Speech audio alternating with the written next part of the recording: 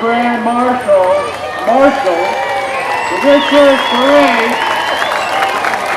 Please give it up to Mr. and Mrs. Kim.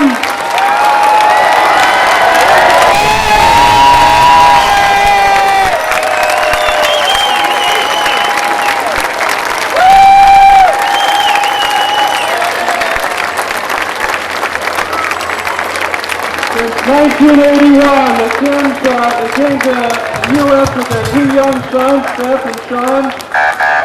Mr. Kim was an accountant at Korea Airlines in Oakland for 5 years, and Seth and Sean worked at their post store in the early 90s. They worked their way through their studies at UC Berkeley. The Kims are both very proud of their son, Seth, who's now 35.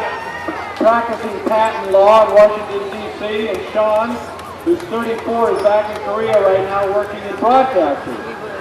It was in the early 50s during what they called the Korean conflict that Mr. Kim and his family left Seoul and lived as refugees in small villages away from most of the combat.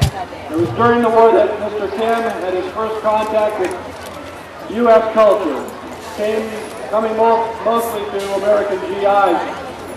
The Kims and others came from what had become South Korea were grateful to the American GIs for having liberated Korea from Japan and for their help in repelling the Soviet-backed North invasion of the South. They've been here in Fairfax.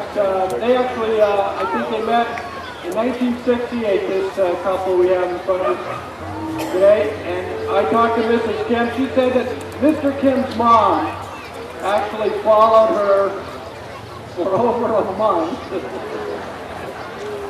trying to get to know her and to coax her to marry her son, who she of course had never met. I was actually through I think Mr. Kim's sister, that they were actually introduced, and the parents agreed that they would make a great couple, and they've been happily married ever since. That was 38 years ago.